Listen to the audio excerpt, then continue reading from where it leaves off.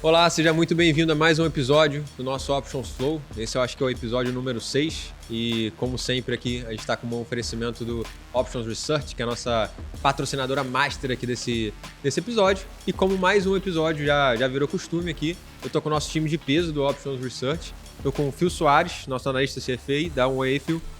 Olá, muito bem-vindos. Estou com o Guilherme também, nosso Golden Boy do time de análises. Fala aí, JP. Boa. E hoje a gente vai falar, na verdade eu não sei o tema, provavelmente você está vendo o episódio, mas eu não sei se a gente vai falar de varejo ou se a gente vai falar de fintech. Tá, então a gente vai misturar porque a gente vai falar um pouco sobre Meli, né, Mercado Livre, e vamos falar um pouco sobre Magalu.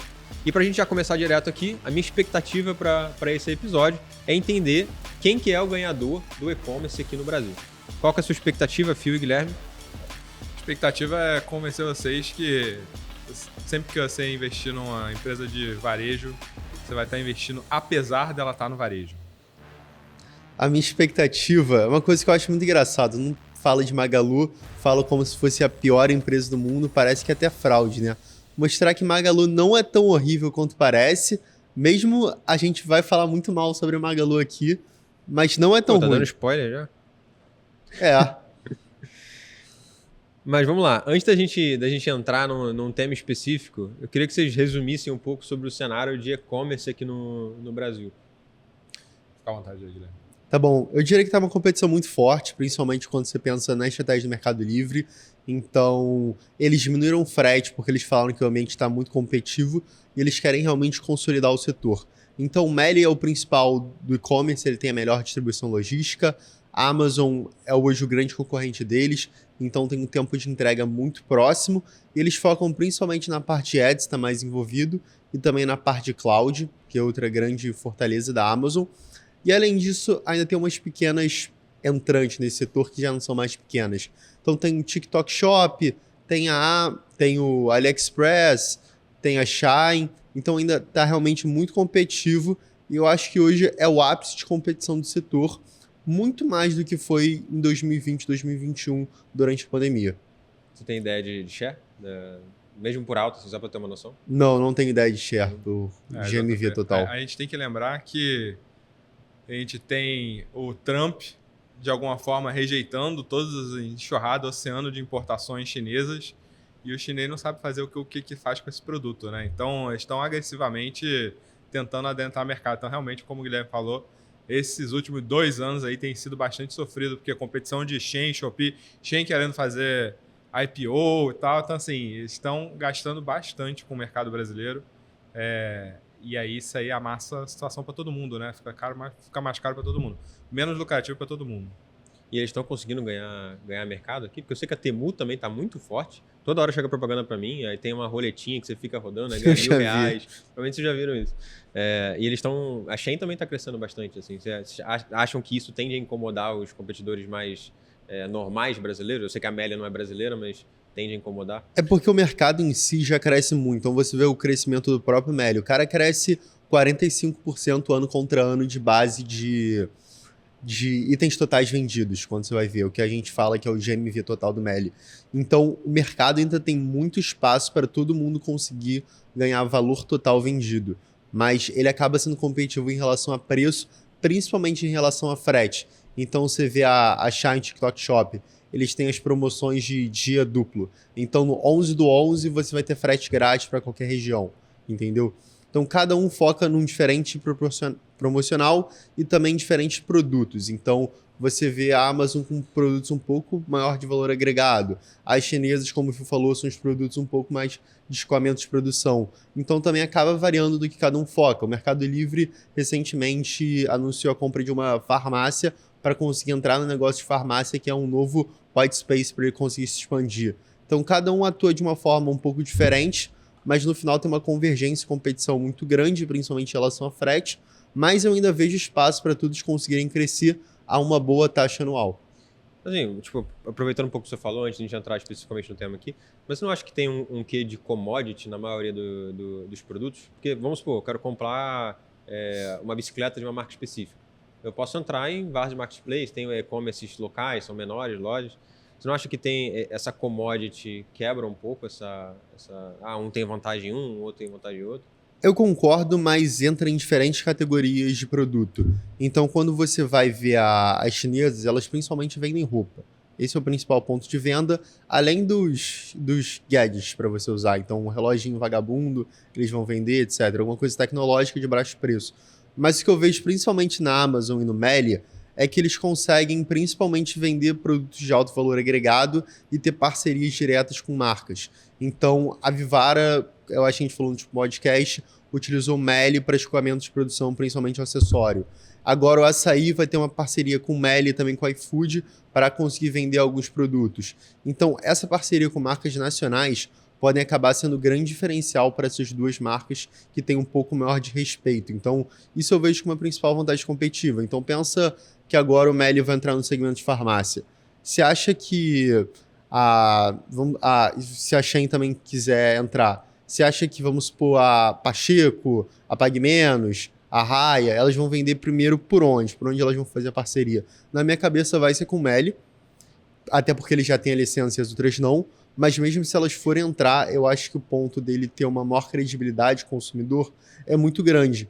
E além de tudo, ainda tem a parte da financeira, né, que é o grande diferencial para mim para o varejo no Brasil. Você ter uma financeira com uma boa carteira de crédito que entrega um lucro líquido positivo no final da sua linha, você consegue atrair o consumidor para ele fazer parcelamento e você acaba retendo o consumidor dentro do seu ecossistema. Opa, tá gostando do conteúdo desse vídeo?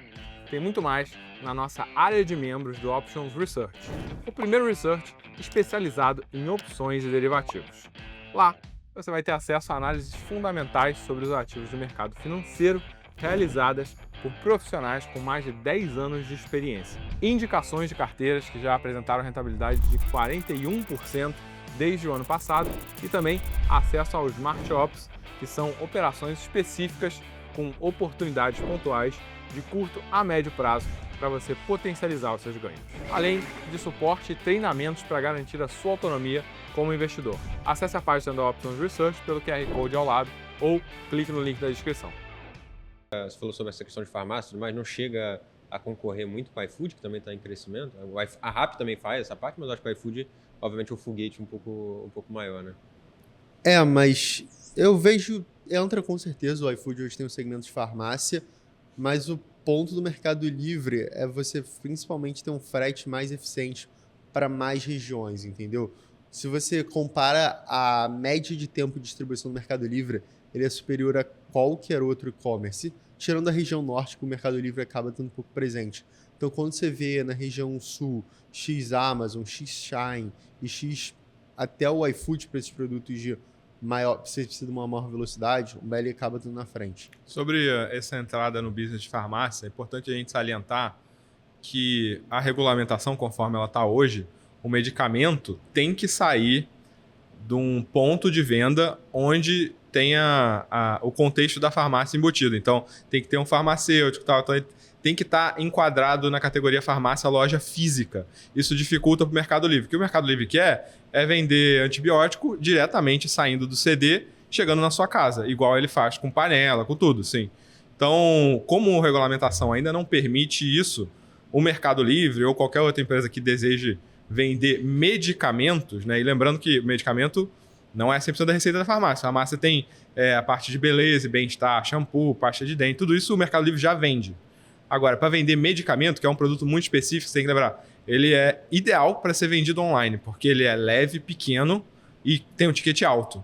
Então, é um produto que assim, é o sonho de consumo de qualquer e-commerce, mas pela legislação, ele precisa sair de um ponto de venda que se enquadre como uma loja física de farmácia. É por isso que o iFood tem esse diferencial.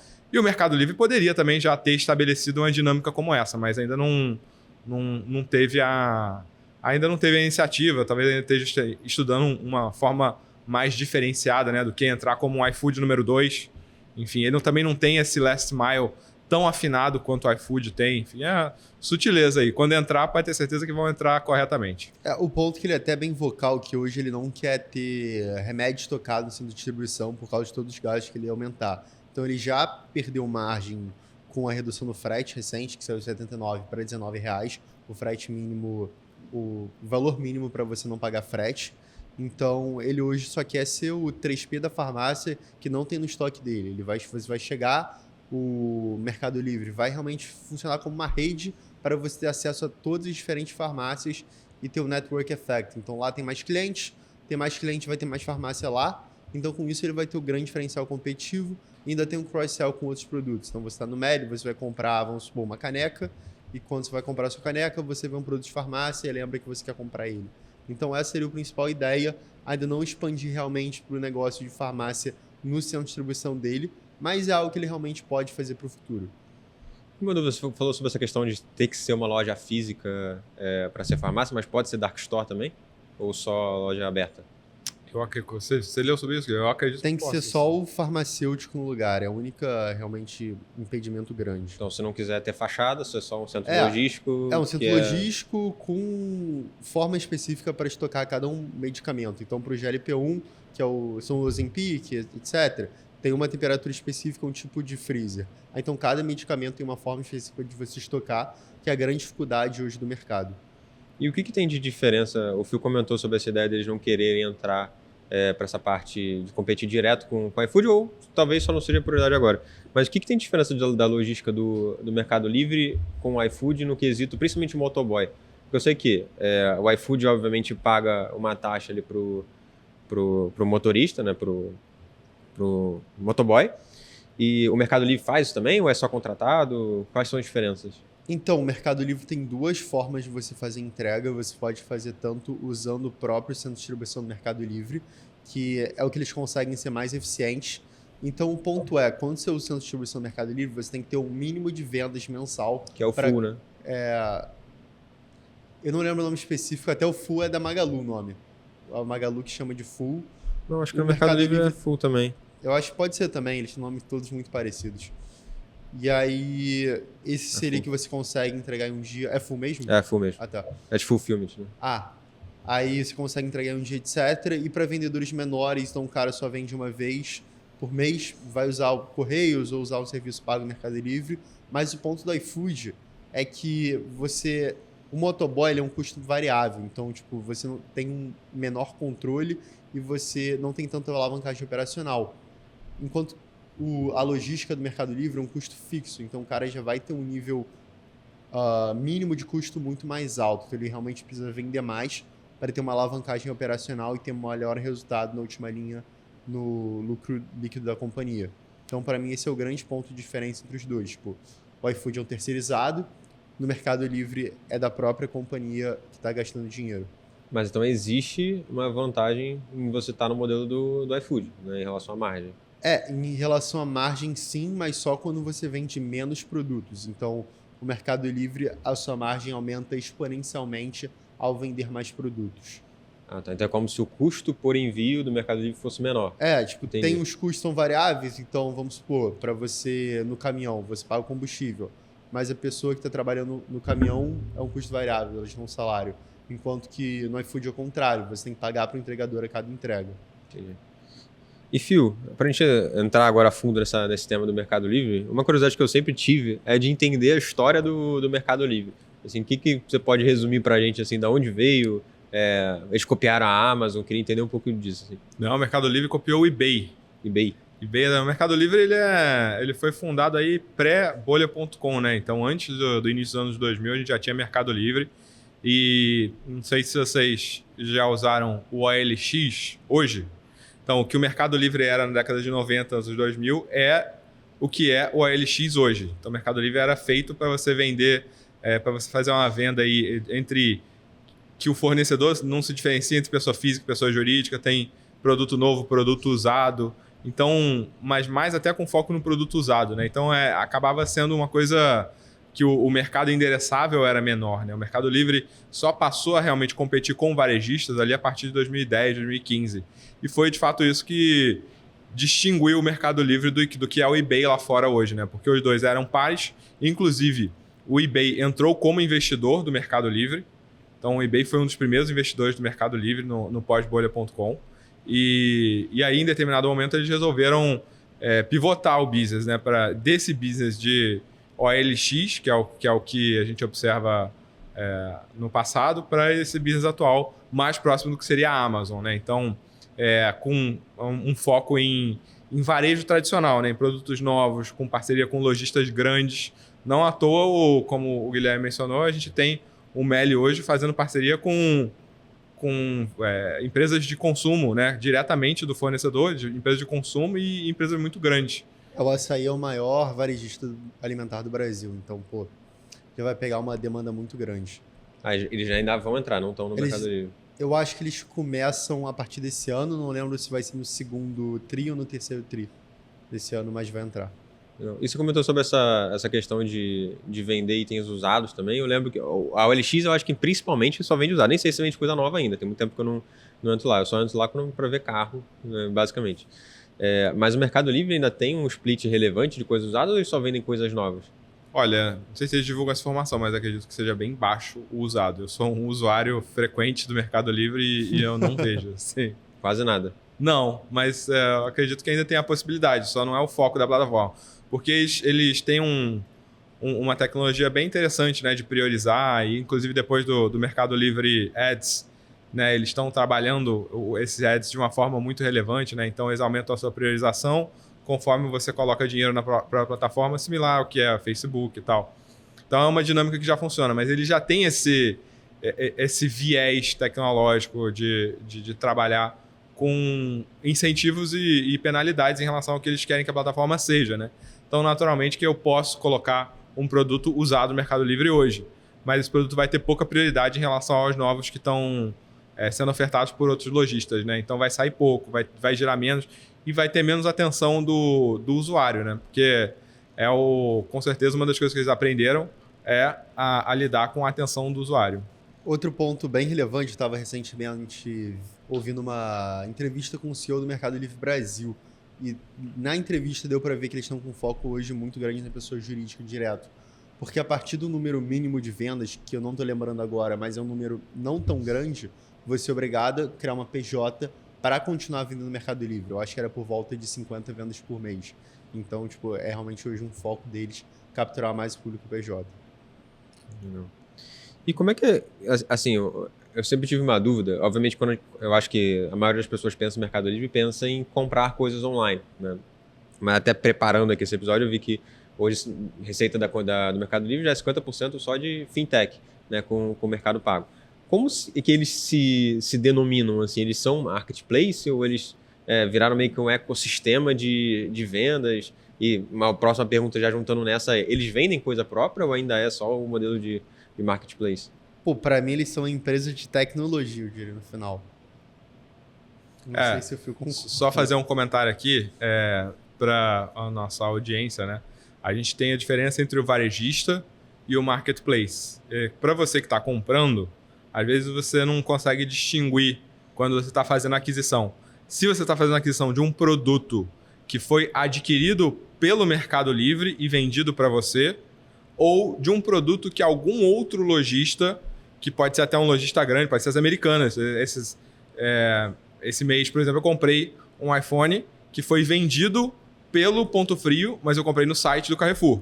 Então, essa dinâmica envolve o quê? Nesse caso, por exemplo, eu estava usando o Carrefour como marketplace. Era um bem do Ponto Frio que me vendeu através do marketplace e o marketplace, por sua vez, pegou um take rate, né? Uma taxa.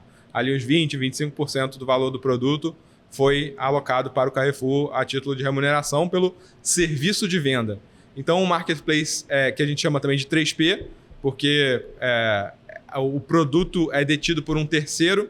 Então, eu estou comprando um negócio de você, mas o produto é detido por um terceiro. Isso é 3P, é marketplace. E 1P é quando o produto é a sua propriedade como vendedor, né? Então, se eu compro um produto da Magalu e esse produto está no estoque da Magalu, foi comprado pela Magalu, é propriedade da Magalu hoje, isso é 1P. Então, isso aí muda muito, porque aí o produto ficando no estoque da Magalu é a Magalu que arca com custos de obsolescência ou perda de estoque, a Magalu que tem que fazer o controle daquilo. Então, assim, muda no balanço, que a margem da Magalu fica muito menor, mas uma receita muito maior, né? O 3P, o produto não passa pelo balanço da empresa. Então, as empresas estão operando um 1P e um 3P de forma geralmente concomitante A competição pelo 3P foi muito alta ali em 2020, 2021, agora está bem mais baixa. E o Mercado Livre meio que já se estabeleceu como um dos players ali dominantes, se não o dominante do 3P, com certeza. No 1P, a competição ainda está bem mais acirrada, eu diria. Eu acho que um exemplo bem tangível também em relação a isso, que eu, pelo menos sempre vem na cabeça, é em relação à venda de carro, né? Provavelmente alguém já interagiu com alguma loja de carro e tem sempre duas opções. Ou você vai vender para a loja, ou você vai deixar o carro consignado. Né? E você sabe que se você vender para a loja, sei lá, seu carro vale 100 mil, eles vão te oferecer 60 mil para comprar aquele carro.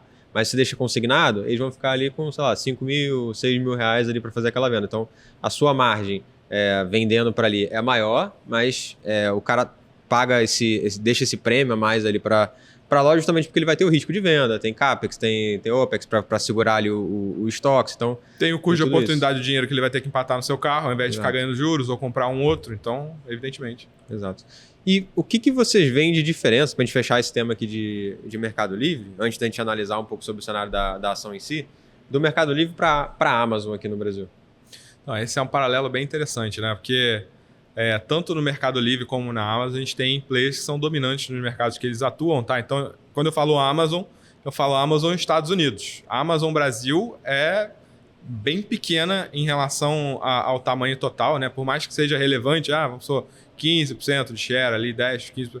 Não é a proporção que a Amazon tem nos Estados Unidos. A Amazon tem mais de 50% do e-commerce dos Estados Unidos geral.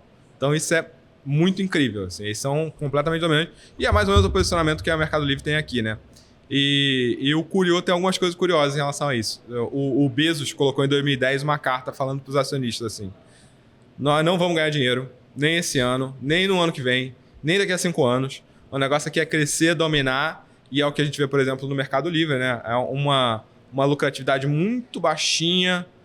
Por quê? Porque a preocupação é na dominância e você usar aquilo ali como CAC, porque nem o Bezos, nem o Stellio Tolda, né, que é o fundador ali do Mercado Livre, nenhum dos dois acha que varejo é um negócio maravilhoso. É um negócio super competitivo, de margem baixa, é um negócio que é bem complicado, inclusive. Qualquer pessoa pode abrir uma birosca na esquina e vender liquidificador. Então, o Bezos, por exemplo, chegou à conclusão de que um canal de monetização muito interessante seria o tal do cloud computing, né? Então, virou a empresa de tecnologia, tem a sua lucratividade, não a sua receita, a sua lucratividade advinda do tecnológico. A tecnológica é tipo 5, 10% da receita, mas é 70% do EBITDA da Amazon. Cara. Então, negócio de margem alta. Então, quase que o varejo passou a ser um pretexto, passou a ser um canal de aquisição de cliente, canal de aquisição de inteligência, né? De estratégia ali, de dados, mas com certeza não um canal de aquisição de lucratividade. E o Mercado Livre vem também com uma pegada muito próxima dessa, né? Com o Mercado Pago. Então a gente vê bastante paralelos, né? Hoje o Mercado Pago com certeza é responsável por mais da metade da lucratividade do Mercado Livre, apesar de ter uma receita profissionalmente muito menor. Aí eu estou falando de GMV, né? Que é o valor total dos produtos vendidos, independentemente se ele está no seu estoque ou não. Mas muito menor, com uma lucratividade altíssima. Mas a Amazon foi também num caminho, eu não sei se isso é relevante frente à receita dela, eu imagino que não, chutaria que não, de fazer alguns produtos próprios. Né? Você tem o Kindle, você tem a Amazon, você tem algumas outras soluções que eles fazem. Isso chega a ser relevante e você acha que o Mercado Livre pode ser que tome o mesmo caminho? Então, não é relevante. É relevante do ponto de vista de aquisição de dados. O Amazon, por exemplo, o Amazon tem o Amazon Ring, que é uma parceria da Amazon. Depois que a Amazon conseguiu fazer o AWS, fazer com que o FBI e a CIA fossem clientes da AWS, aí realmente se consolidou como Big Tech. E começaram a fazer esses produtos, né? Que é o Kindle, mas o destaque, por exemplo, é o Amazon Ring, que não tem aqui no Brasil. É a câmera que você bota na porta da sua casa para receber visita.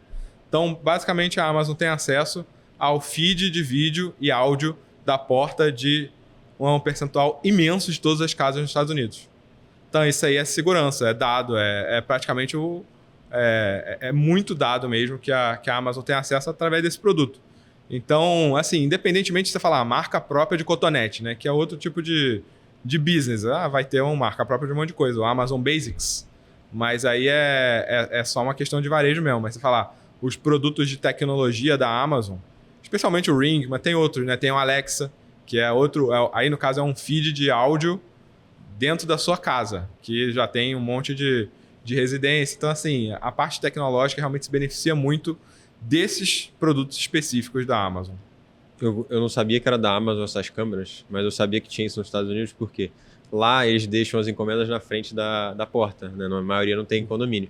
Aí eu fico vendo um monte de Reels que aparece pra mim, muito bom, pô. de caixa, que nego que vai lá e rouba essas Pô, que eu essas vejo encomendas, muito aí o cara explode a entrando tinta, e assim. cachorro indo atacar, eu acho isso muito bom. Pô, isso é bom também. Mas o da tinta é bizarro. Os caras esperam o cara chegar dentro do carro, assim, pra explodir uma tinta no cara que tá roubando a encomenda. Pô, isso é muito Então, bom. a Amazon fez parceria com diversas polícias locais para usar a rede de feed do Ring para combater o crime. Então, assim, é muito grande mesmo, é muito difundido. É tipo o Gabriel aqui na... Eu não sei se tem no Exato. Brasil inteiro, mas eu sei que no Rio tem o Gabriel, né? O Gabriel é no nível de rua, né? A Amazon é no nível de casa. Cada casa tem na sua, mas é similar, né? E a gente falou muito sobre a história assim, da Amazon no Mercado Livre, falando um pouco sobre vantagem competitiva. Mas como é que está o cenário hoje da ação? É uma ação que vocês acham que vale a pena, não vale? Assim, quais são os horizontes desse papel? Então, quando a gente fala de Melia, a gente está falando de uma empresa que tem uma lucratividade muito abaixo do que poderia. E o mercado, evidentemente, que precifica isso. Então, dá um exemplo. Nubank. Nubank estava com valor de mercado de 100 bilhões, com uma lucrativa, um ROI, né, baixo, num ambiente de juro baixo. A partir de determinado momento, o Nubank virou a chave para a lucratividade. Por um acaso, até conseguiram não desacelerar o crescimento, mas o natural seria você sempre tá trocando lucratividade por crescimento. Então o mercado sabe que no momento que o Mercado Livre quiser virar a chave de crescimento para a lucratividade ou de manutenção de share para a lucratividade, isso vai ser feito e eles vão oferir uma lucratividade adicional aí.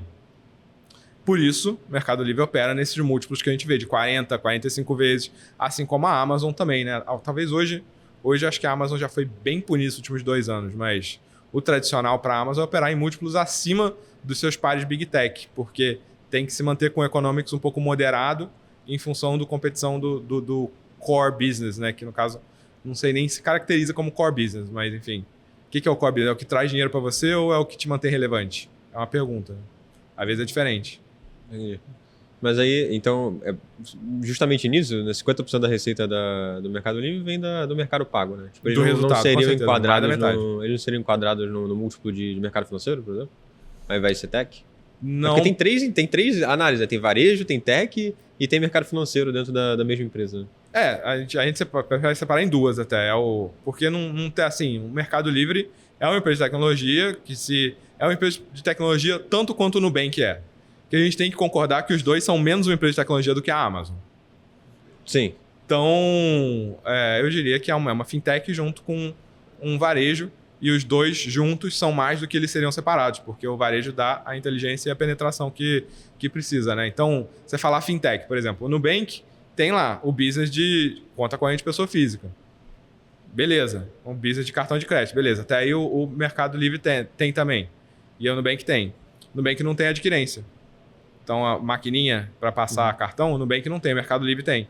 Então, a componente de operar varejistas permite que o Mercado Livre tenha acesso a centenas de milhares de lojistas para já vender de cara sem precisar passar por concorrência nenhuma.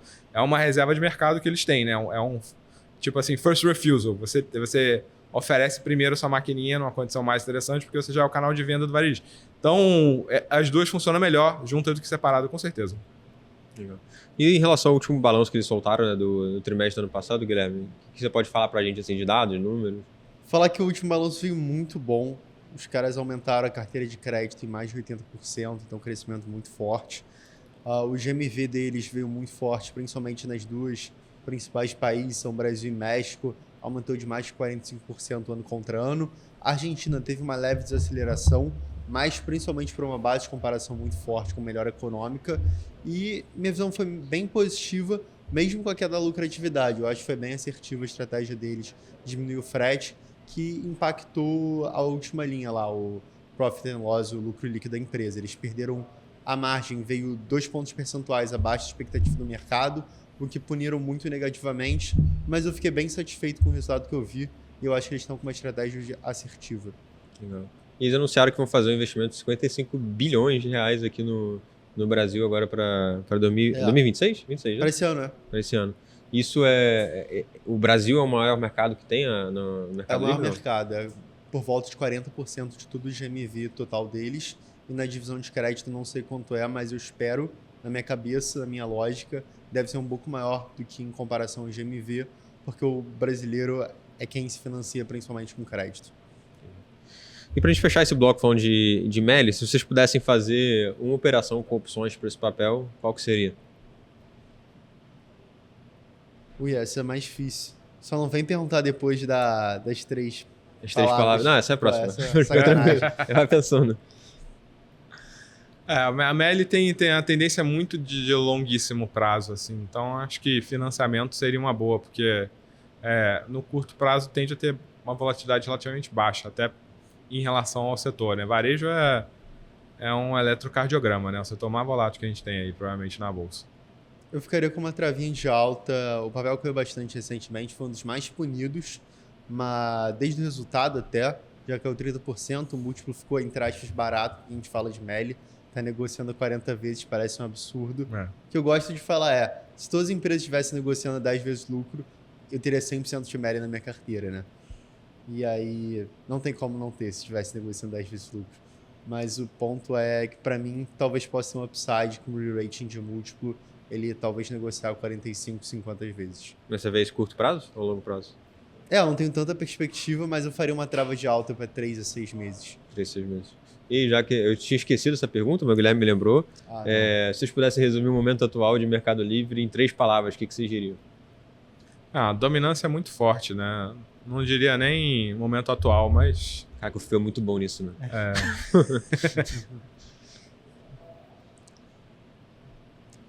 Pô, vou botar 4, ampliando o diferencial competitivo. O me Você falou sacaneou, 3, hein? cara. Ampliando o diferencial competitivo. Pô, mas... É, Legal, e agora vamos entrar no segundo bloco pra gente falar sobre Magalu. E já pra gente entrar de cara, né? Em relação à proporção, acho que é totalmente incomparável a gente analisar Mercado Livre com Magalu. Mas uma curiosidade que eu tenho é, por que Mercado Livre foi tão melhor do que Magalu assim, nos últimos anos? O Mercado Livre, ele conseguiu ganhar o jogo do 3P, né? Que é um jogo que é meio que winner takes all mesmo, né? Como a gente estava discutindo aqui, então você tem diversos consumidores que vão ter hábitos distintos, né? Então o cara mais velho vai querer comprar um fogão, ele vai querer ver o fogão, vai querer experimentar o fogão. Esse é o cara que vai na loja física.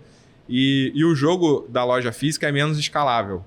O jogo no marketplace é completamente escalável, porque você não precisa de loja, você não precisa de estoque. Você pode, do dia para a noite, dobrar o seu número de SKUs ofertados, né? O seu número de itens ofertados, baseado só no lojista lá do Amazonas e resolver que você é o canal de vendas dele, né? Então você só precisa se estabelecer como o melhor canal de vendas. E foi isso que aconteceu. Então ali em 2019, 2020, 2021, especialmente quando a gente está com um juro baixo, né? Iniciativas de alto crescimento são privilegiadas porque o dinheiro fica barato, então todo mundo quer crescer, né? Porque tá barato para você fazer essa iniciativa gastar dinheiro. Então a gente tinha uma distância entre o Mercado Livre e a soma dos outros 3Ps bem menor do que a gente tem hoje, porque o crescimento estava mais fácil de financiar. Aí, conforme a gente teve esse deslize, né, conforme o Americanas se provou aí um fiasco. A Americanas tinha um share relevante, botava muito dinheiro, estava constantemente terminando o ano 0 a 0, né, que depois a gente veio descobrir que na realidade era prejuízo, não era 0 a 0, em função de subsidiar o 3P. Casas Bahia é a mesma coisa, subsidiando o 3P. A Magalu, mesma coisa, subsidiando 3P. A Magalu chegou a valer 140 bilhões de reais na bolsa. Assim, valor completamente... mais do que o Bradesco, por exemplo, em determinado momento. Então, chegou um momento que o juro subiu, os competidores tiveram que reduzir, fazer aquele trade-off, né? Então, deixar de olhar para crescimento, deixar de olhar para market share, para olhar para lucratividade. E perderam muitos shares de 3P, né? Enquanto que o Mercado Livre tomou tudo. O Mercado Livre pegou a Americanas de 100%. O Mercado Livre... E aí agora a distância entre qualidade de serviço, tamanho de estrutura, já está, eu diria assim, que intransponível, né? Para um player chegar e desbancar o Mercado Livre nesses aspectos, né, e ser considerado o melhor vendedor, o melhor canal de vendas para o varejista, realmente teria que ter um esforço ali muito grande, muito dinheiro ser gasto nessa iniciativa. Para mim, outro ponto bem relevante também é que talvez nem seja um problema da Magalu, mas foi principalmente uma narrativa do mercado de um crescimento muito forte da Magalu. Porque quando você olha todas as empresas brasileiras, excluindo o Nubank e Meli, se você vai olhar o EBITDA de cada uma das companhias, a Magalu de 2012 até 2022 foi a segunda empresa que entregou melhor CAGR de EBITDA. Então, crescimento anual médio do EBITDA da Magalu era de 25%. Quando você vê, é um crescimento realmente excelente. Só que tiveram dois grandes problemas. O mercado estava precificando em 2019 um crescimento de lucro líquido da Magalu de 35% até 2030, que é uma coisa completamente fora do normal, e principalmente os juros baixos. Então, quando você vai ver o relatório de sell-side, vai ver o consenso daquela época, você vê que hoje a Magalu não estaria pagando tanta receita com juros, então fica muito discrepante a última linha. Então o EBITDA, vamos supor, está 10, 15% menor do que esperado, mas quando você vai para o lucro, ele fica 90% menor do que esperado. Então esse é o grande ponto, porque a Magalu ela sofre 3 vezes com juros altos. O primeiro deles é porque ela tem um endividamento muito alto hoje. O segundo, e talvez para mim é o maior problema, que ela tem que fazer antecipação de recebível. Então o cara compra parcelado em 20, 24 vezes, a Magalu, para ter o dinheiro, para se financiar, ela tem que antecipar o recebível e pagar para o banco, para o dinheiro entrar na conta dela. Isso, hoje, é quase igual à despesa financeira, porque você está vendo juros futuro, você paga seus juros futuro. E, por fim, o negócio dela é de bens mais caros. Então, hoje, a principal categoria é celular, a segunda principal são bens de casa, então geladeira, fogão, etc. E o cara precisa do crédito, a pessoa mais pobre, principalmente. Ela precisa financiar em 20 vezes e hoje ela não consegue dar. Então ela sofre de 3 maneiras muito fortes com juros altos. Então acaba sendo um negócio completamente cíclico, que eu vejo hoje um negócio como mais trade de juros, que você quiser tradear um core de juros para daqui a 6, 12 meses, etc. No final das contas, ela vive a realidade do empresário pequeno brasileiro. Né? Tem que ficar antecipando recebível para tapar buraco no fluxo de caixa, é isso? É. E por que eu lembro que Magalu teve esse boom astronômico muito rápido, né? Acho que, não sei se o teto que chegou, mas eu lembro que girava em torno de R$30 ali o papel, né? Aí teve split, não foi isso? No papel? Com certeza, né? Quando você tem uma alta muito forte ali, você teve split lá atrás, vai ter split agora também nos últimos anos, porque hoje o Magalu está negociando o quê? 8 bi, 10 bi de real? É, por aí. Então veio de 140, 160 bi para 10 bi. Então era para estar negociando a centavos, com certeza, o papel. Pô, você não entrou short, não? Não, perdi essa. Pô, essa era uma boa tentar no short. Mais do que na alta, no final das contas, né? Acho que não, acho que a Magalu deu muito mais resultado na alta. Na alta. E... Pode até pegar o gráfico aí depois. Acho que eu vou até dar uma olhada. Não tá tão certo, mas dá para... Quando você vê a longo prazo, desde 2010, ela foi uma das empresas que teve melhor retorno composto da bolsa. Realmente foi um case de sucesso absurdo. Caraca, depois eu vou pedir pro editor botar na tela aqui, porque o gráfico chega a ser até meio que engraçado, olha isso. Sobe e volta pro mesmo patamar. É uma normal. E qual que é o cenário desse papel hoje? Eu sei que soltou o balanço também já, né? Hoje eles estão mudando um pouco a estratégia e eu vejo como um resultado muito positivo. Eles estão focando principalmente na venda da loja física. Então, quando você vende o seu produto na loja física, você acaba aumentando margem, porque o produto sai por um preço maior, focando também no 1P, então ele vendeu o próprio produto pelo e-commerce. E, além disso, expandindo outros serviços. Então, ele está expandindo fulfillment para terceiros.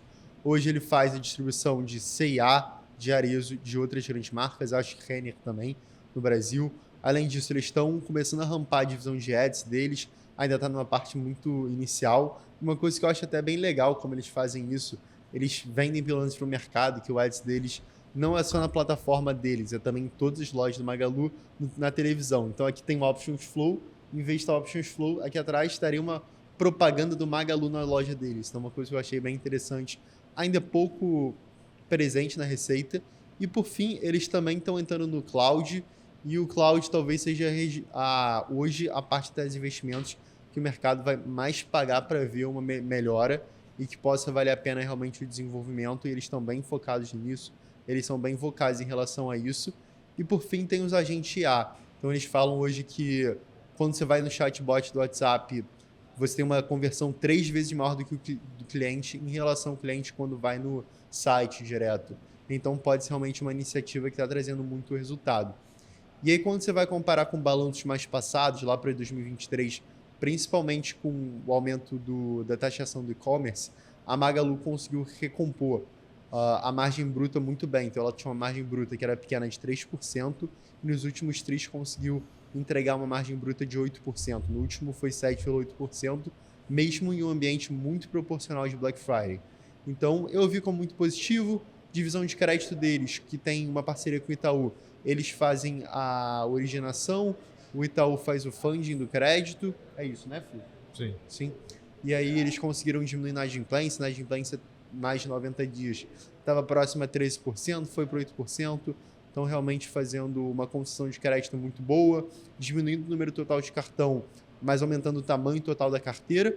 E, além disso, eles conseguiram a liberação de uma financeira no Banco Central. Agora, eles vão fazer a própria concessão de crédito direto ao consumidor. Então, além de ter o cartão da Magalu, você pode usar nas lojas, eles vão poder conceder crédito analisando a situação específica do consumidor e ter uma melhora no balanço, principalmente por uma questão de imposto. Então, eles conseguem reduzir de 14% para 4% o IR em algumas linhas do balanço.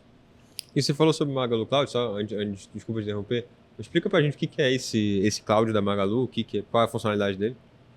O ponto do cloud da Magalu ele vai usar principalmente para empresas brasileiras, e a vantagem dele em comparação ao cloud da Amazon é que não tem variabilidade em relação ao câmbio. Então você sabe quanto você está pagando. Quando você vê paga o cloud da Amazon, você paga especialmente com a volatilidade do dólar. E o segundo ponto que eles vendem muito para o mercado é que o cloud tem um atendimento 100% em português e rápido para você usar. Mas é um cloud no final 100% normal, e eles querem rampar principalmente para empresas. A gente até recentemente fez uma reunião com o RI da Magalu para ver se teria uma possibilidade deles venderem o produto principalmente para o governo, mas eles falaram que hoje não é o foco da companhia. Mas o que é? Esse cloud é tipo a AWS da Amazon? Isso. Ah, entendi. E o Mercado Livre não tem isso, por exemplo? Não tem isso. Uma outra curiosidade que eu tenho, Phil, sobre o Magalu é que, apesar de ter um business parecido assim com esses principais concorrentes que a gente está mencionando, uma das coisas que eles apostam é em ter algumas marcas diferentes, né? Então eles têm a Kabum, tem a Época Cosmetics, tem a Netshoes, eles têm outros tipos de negócios. Isso acaba sendo um complicador para a vantagem do negócio, porque eles têm muitas frentes para tocar, ou tem uma vantagem competitiva que realmente faz sentido ter esse tipo de vários negócios? Olha, realmente são estratégias diferentes, né? Fizeram a aquisição dessas companhias, né? A Kabum foi adquirida, a Netshoes foi adquirida, né? Era inclusive listada em bolsa, e eles optaram por não erradicar as marcas, mas acaba que é tudo centralizado do ponto de vista de SKU. Então, eu consigo comprar o mesmo tênis que eu quiser comprar, por exemplo, no site da Netshoes, eu consigo comprar no site da Magalu. Assim como, por exemplo, a gente tem a Casas Bahia, ela é detentora do Ponto Frio. Ela vai oferecer o mesmo produto no site da Casas Bahia e no site do Ponto Frio. Então, é uma questão de gestão de marca mesmo, uma questão mais comercial. Do ponto de vista operacional, não tem impacto, não tem complexidade, é mais comercial mesmo. Inclusive, eu estava conversando com o Guilherme outro dia sobre... Eles fizeram a estreia, né, da primeira loja física, Kabum e Netshoes, né? Tem Kabum, Netshoes e Época. E até uma coisa muito legal sobre essa loja física, eles chamam lá de Galeria Magalu, é que algumas... a Época é só de cosméticos, então algumas marcas elas não queriam vender perfumes deles só de maneira online. Então a Chanel tinha esse programa específico.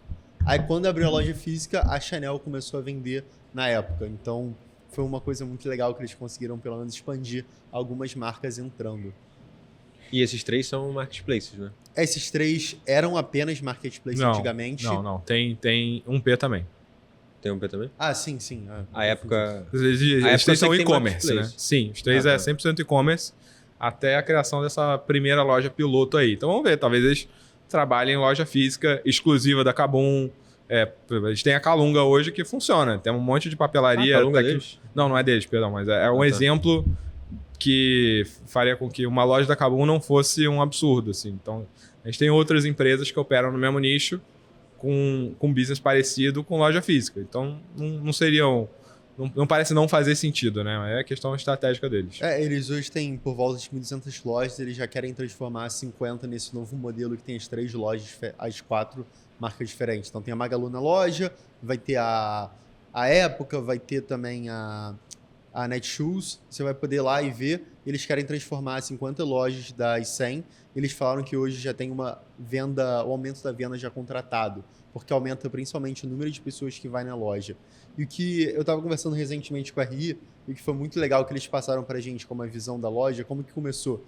Eles tinham escritório acima de uma loja da Magalu. Então o prédio era deles, a loja da Magalu ficava embaixo, nos andares de cima era o escritório, a sede da Magalu. E eles foram fazer transferência da sede. O que eles fizeram? Eles colocaram principalmente a loja da Netshoes no andar onde era a sede da Magalu. E eles começaram a ver um fluxo muito maior de pessoas. Deu muito certo essa loja, então eles começaram a replicar esse modelo e pelo que já está entregando, parece estar sendo muito positivo para a loja. Então você tem quando fizer essa transferência, começar a transformar a loja antiga, que só era da Magalu, para uma loja com as 4 marcas, você mesmo com o aumento de CAPEX de modelar, você acaba contratando uma venda maior para o balanço seguinte. Então a gente vê essa mudança como positiva, mas nada que seja estrutural para o negócio. O negócio vai continuar sendo muito semelhante. Que é curioso, né? Que eu pessoalmente, assim, eu não me lembro de outra empresa que tenha esse modelo de diferente marca no mesmo ponto de venda, né? Eu acho que o que me vem à cabeça aqui é o Grupo Trigo lá, que bota um espoleto e um cone colado um no outro. Acho que é o máximo que eu A Balduco não, é uma marca só, né? Balduco é uma marca só. É que no final das contas é como se o cara entrasse, me corrija se estiver errado. Então, se tem todas essas lojas, o cara vai entrar para comprar um televisor na Magalu. E vai passar aí depois ele compra um computador na Kabum. Aí vai sair com um tênis da Netshoes e com perfume da Época. Eu acho que no final é só uma forma de você atrair mais clientes para ele passar pelas diferentes lojas. Não é tanto de você... é mais pela exposição, entendeu?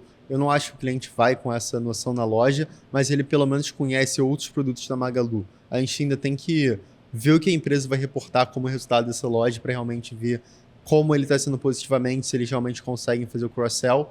Mas para mim, aumentar as vezes que o consumidor vai na loja, pelo menos em 5% já é um ótimo resultado. E aí, falando um pouco sobre essa estratégia da Magalu em si, é muito engraçado quando você vai ver o formulário de referência, não sei se vocês já chegaram a dar uma lida, eles compravam 30, 40 empresas por ano lá para 19, 20. Era algo realmente surreal. Então eles também têm uma divisão de um concorrente da iFood, aquele Ai Que Fome, é da Magalu também. Então eles compravam todo mundo para realmente tentar consolidar o ecossistema e trazer algumas sinergias de corte de back-office, etc. Mas eu pelo menos vejo a estratégia quando eles fizeram como uma maluquice. Então eles compraram todo mundo, estava em juros baixo custo de oportunidade, mas... no final acabou, na minha visão, se mostrando pouco assertiva, porque no final ele só tem as 4 principais marcas, que essas que vão realmente impactar o resultado da Magalu. E um último ponto para a gente abordar, que eu acho que é relevante, eu vi um pronunciamento recente do Fred Trajano, ele comemorando porque a empresa conseguiu passar no teste do fogo de Selic a 15%. Né? Então, o que eu achei estranho nesse posicionamento foi, ele está comemorando que a empresa sobreviveu. Isso não necessariamente mostra que ele está preocupado com a empresa ficar viva e também que ele está menos focando no crescimento da empresa e mais na sobrevivência dela. Isso não é ruim para o papel como um todo, ou não? Realmente é um comentário, acho que foi espontâneo demais aí por parte do Fred, né? Mas, enfim, assim, ele é um empreendedor, assim, um líder que a gente gosta bastante, né? Então, você vê que por mais que o comentário dele seja um comentário que tem uma premissa pessimista, né? Que a premissa é de que você está rumando pro brejo. Felizmente você não rumou e por isso você está comemorando. Mas é só olhar aí destino de Americanas, de Casa Bahia. O varejo brasileiro tem uma rotatividade imensa, a quantidade de empresas que quebram é muito alta. Mas o Trajano, né? E como a gente estava discutindo aqui do Meli, da Amazon, hoje uma grande parte da rentabilidade da Magalu, mesmo a Magalu tendo loja física, uma grande parte da rentabilidade vem de produto financeiro. Então a Magalu se enquadra nessa dinâmica. Ela não conseguiu ser tão bem sucedida quanto o Meli, por exemplo, mas de fato se enquadra nessa dinâmica, né, de ter uma unidade de negócio que se beneficia do varejo e essa unidade ser uma grande promotor aí de lucratividade dentro da empresa. Então, ele como executivo, a gente gosta bastante dele. Ele coloca esse viés de dono, traz novas tecnologias. Nem sempre tudo que ele trouxer vai ser bem sucedido, mas até aí vimos Mark Zuckerberg botar 10 bilhões de dólares por ano em metaverso e vai tudo pro brejo. Então, assim, às vezes vai acertar, às vezes vai errar, mas com certeza se ficar estagnado vai dar errado, né? Então, gostamos da gestão, é um ponto positivo na nossa opinião. Eu acho que até um ponto que você trouxe o comentário, que a empresa não está crescendo e isso seria uma coisa ruim para a ação. Eu acho que isso é uma narrativa que a gente entra muito como investidor, mas acaba não sendo um problema, sabe? Se você vê um múltiplo barato da empresa, então vamos supor, Magalu está negociando hoje a 15 vezes o lucro, mas é principalmente por causa do resultado financeiro que acaba destruindo completamente o lucro. Então, se eles conseguem expandir um pouco a margem, o resultado já melhora muito. Então, não crescer talvez seja a melhor decisão, a mais racional, principalmente nesse momento específico. Então, focar nas categorias que são mais rentáveis, diminuir um pouco o GMV total e focar principalmente em serviço, que ele melhora a margem bruta da companhia, eu vejo como muito positivo na estratégia. Um caso que a gente pode falar de outra empresa que também está sofrendo muito recentemente, que a gente viu aqui na casa, foi a Pets, que ela fez a fusão da Cobasi. E a Pets não expande loja há um ano, a Cobasi também não está expandindo loja muito recentemente.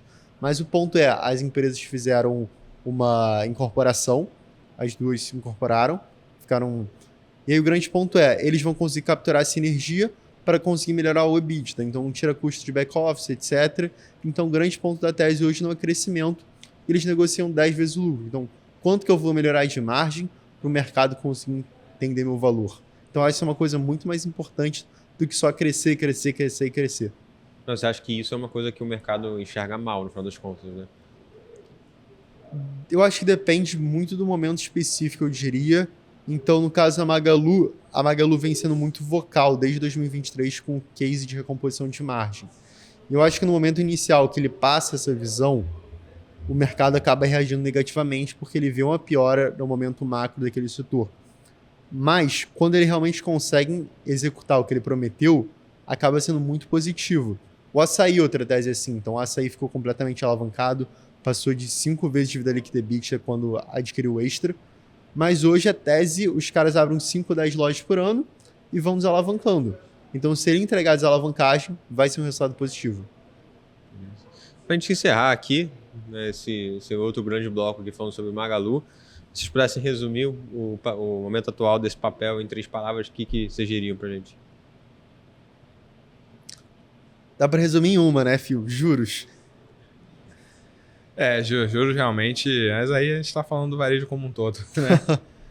Acho que é um bom segundo lugar aí, a Magalu seria isso, nunca serão aí em termos de bater o mercado livre, mas acho que se você fala de tamanho, de representatividade, tem tudo para continuar pau a pau com a Amazon aqui no mercado brasileiro, né? Então, é uma boa opção. Não acreditamos que vai conseguir chegar lá do ponto de vista de mercado livre, mas é uma boa opção e são empresas que têm o beta muito alto, né? Então, o que a gente chama disso, né? Quando o mercado está otimista, subiu 1% o mercado, aí determinadas empresas vão subir 2%, 3%, 4%, então para baixo é a mesma coisa. Então, se caiu, né, você vai ter uma performance muito pior. E se subiu, você vai ter uma performance muito melhor. Então, se beneficiar dessa componente quando estiver optando por investir, né? A gente é bem exitoso em carregar a Magalu por períodos longos, mas é um bom veículo para, por exemplo, surfar um período otimista. Flávio Bolsonaro está 60%. Ótimo, compra Magalu. O juro está embicando para 12, 11, curva de juros está fechando. Magalu vai subir muito mais que todo o resto, assim. Então, como veículo especulativo, a gente gosta bastante. Assim como o Guilherme falou, então você acha que Magalu é o melhor papel da bolsa para tradar juros? É 2, com certeza. Tá ali no top 5. Eu ficaria com o XP, nesse caso. Que eu acho uma tese de investimento melhor para você também poder segurar na carteira se der algum problema. E se vocês pudessem montar uma estrutura de opções nesse papel agora, o que vocês montariam? Compra de call seca para 1 ano e meio ali. Eu não sei quanto tá a vol de Magalu, mas se estiver barata, eu faço um long strangle Magalu. E se tiver cara? Se tiver cara, eu faço uma compra de call seco. Perfeito, pessoal. E pra gente encerrar nosso episódio, se vocês tivessem 10 mil reais para alocar hoje em Magalu ou em Mercado Livre, qual das duas vocês alocariam? Magalu. Mercado Livre. Ixi. E por que vocês discordam? Assim? Eu queria chegar meio que num consenso para o investidor saber o que ele pode fazer, caso ele queira investir em um desses dois papéis. Eu escolhi Magalu porque você falou qual dos papéis você investiria hoje. Então, a gente, por mais que tenha, crise no Irã, tenha toda a questão global macro que está jogando muito contra o desempenho geral da Bolsa, a gente está com a taxa de juros próximo da máxima histórica, né? Então, assim, a gente quase que inevitavelmente vê um retorno, né? A gente pode errar o timing, mas é assim que a gente vai ter um retorno para patamares de pelo menos 12%, 10%, né? Para mim tá bem estabelecido. E isso aí, com certeza, Magalu, como a gente já havia discutido aqui, é um grande veículo para se beneficiar disso. Se você falar assim, mas é para carregar até você ter 60 anos, não, aí eu vou para o Mercado Livre mesmo. Para mim tem 2 pontos porque eu prefiro o Melio. O primeiro é a carteira de crédito deles. Então eles estão conseguindo expandir a carteira muito forte ano contra ano e a gente não viu uma piora na formação da NPL até agora. Então é uma concessão de crédito hoje deles muito assertiva e eles conseguem capturar muito dado do cliente a partir da carteira de crédito. Para mim isso já é um grande diferencial.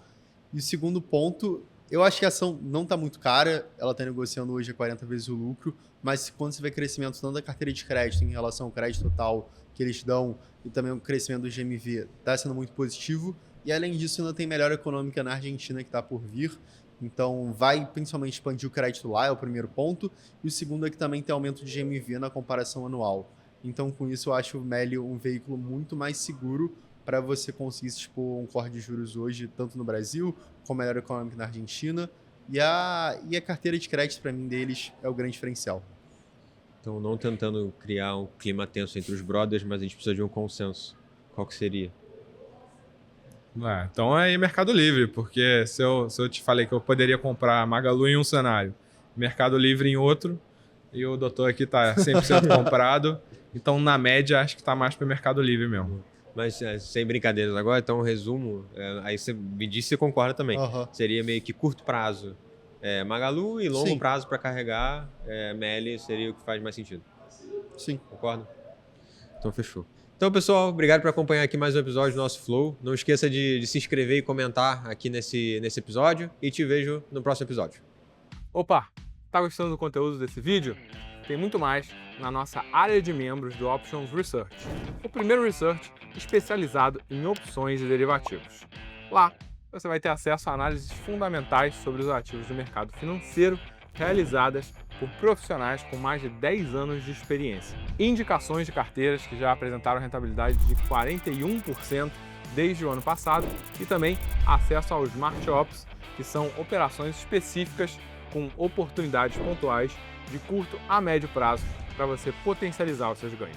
Além de suporte e treinamentos para garantir a sua autonomia como investidor. Acesse a página da Options Research pelo QR Code ao lado ou clique no link da descrição.